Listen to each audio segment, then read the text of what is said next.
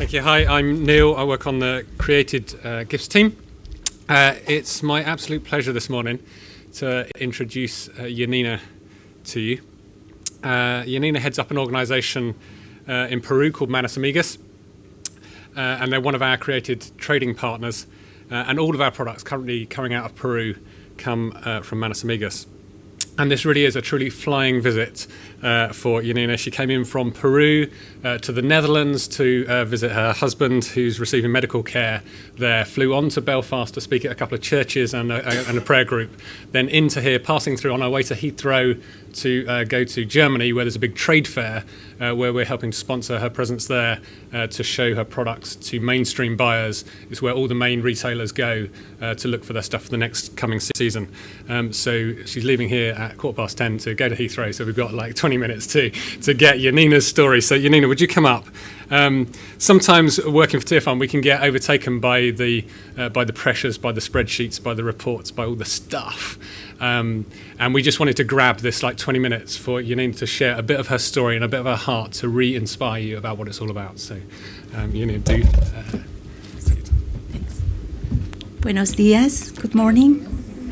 I'm coming from Peru, and I'm happy to be here and share about my life and what God is doing with me, and the work I'm doing is not for me, it's for others, and I have been touched by Him.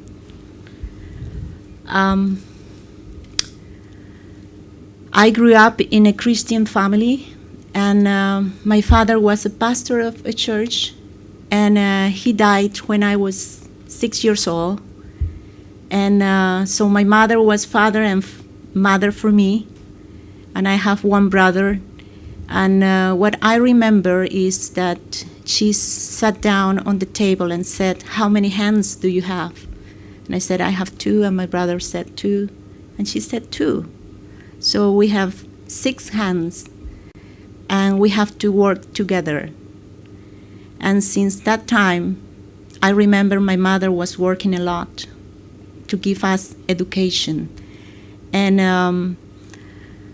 I think that when we decide to open this organization called Manos Amigas, it comes because we remember the words of my mother. And also because this organization tried to support artisans, and many of them work with their hands making craft. She's my mother. She is 86 years, and she was teacher of handicraft. My brother is a pastor of a church now, and Manos Amigas belong to a fair trade organization. And you know, fair trade has to give a good treatment for the artisan. And we had to fill many papers to be approved, to be member of this big organization. And sometimes I was thinking, oh, I have to fill everything, this, to be member. But you see, I was trying to say inside, I don't need this. I have read it before in the Bible. I don't have to do this because I have to be member of this organization. I read in my Bible that I have to love others. So to be transparent with my brothers and sisters. And I have learned that I have to listen people. Just to work with artisans has given opportunity to me to have patience, to listen them, try to understand them. It's not easy for them. They don't receive good treatment by middlemen. So it's a good opportunity for us to work with these people. We work with more than 84 producer groups. And this organization has 21 years. And after 21 years, you can see the progress. Many of them now has built better houses, give better education for the children. But take time. And sometimes I feel tired. Yeah, because you try to improve things, but I think that the power that I receive is from God. Otherwise, I cannot do anything. I'm married with a Dutchman, and as you know, we try to be bridge for the artisans to export handicraft. But in this case, I had to import my husband from Netherlands. And we have a daughter called Dewey, who means defensor of the town. And now my husband has to return to Netherlands for a period of 1 year. He needs tests and a surgery and a recovery time. So he's going to be 1 year of my house. So I would like you support him in in your prayers. Manos Amigas also decide to create a non-profit organization because we export handicraft, but at the same time there is an association called Manos Amigas del Peru. And when we decided to open this organization, we thought about how much can we give to others. And we thought about our diezmos, tithes, that we give 10%. But then we thought, why we limit it if we are receiving so much from God? And we said, let's start with 20%. And so profits from Manos Amigas go to this organization.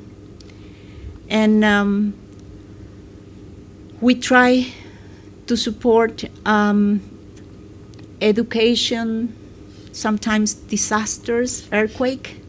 We had to close the office and forget everything and go straight for these areas because they really need help. And we also give education for some of the children from producers, and they are not able to pay for the university.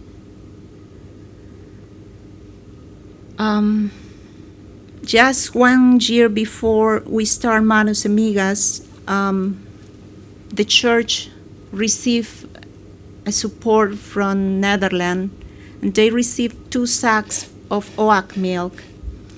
And they were sitting around the table and they were saying, what can we do with this? And the church is poor economically, but very strong spiritually.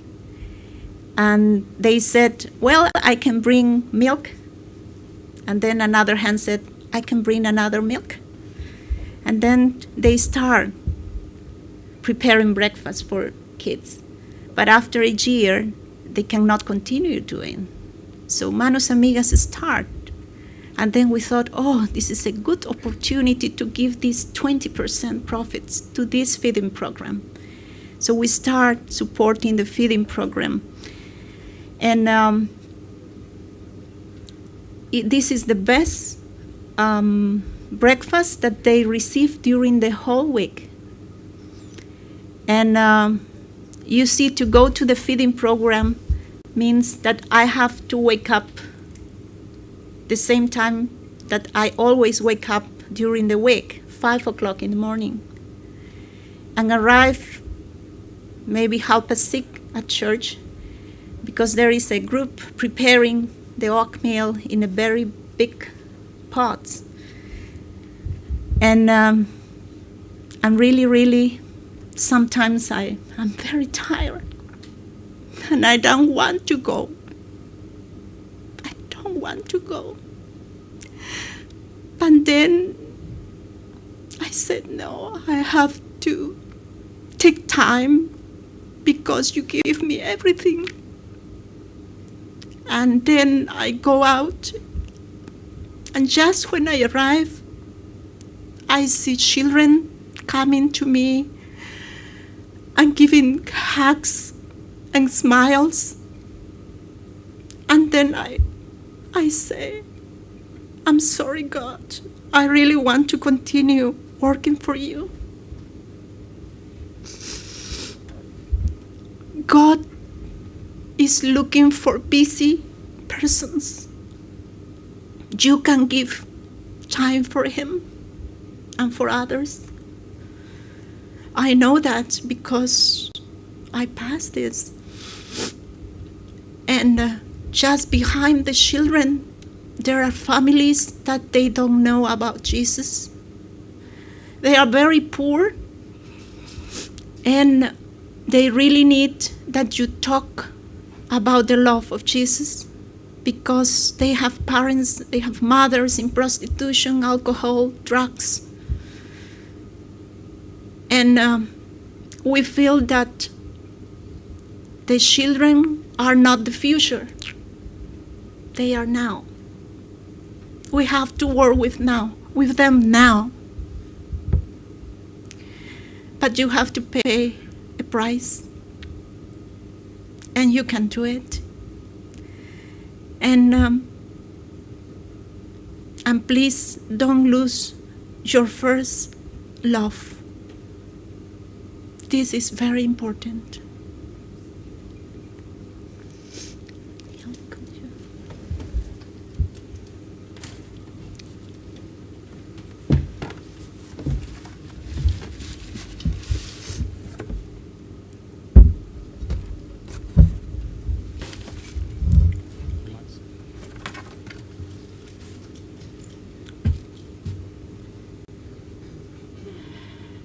I was in the darkness before Jesus came into my heart.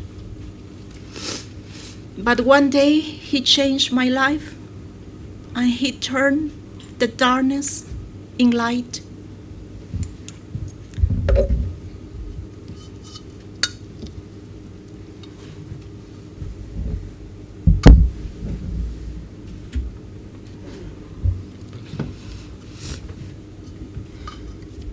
And let me tell you that you are lights for others. Don't forget that. And continue working and praying for others. It's very important for us. Thank you so much.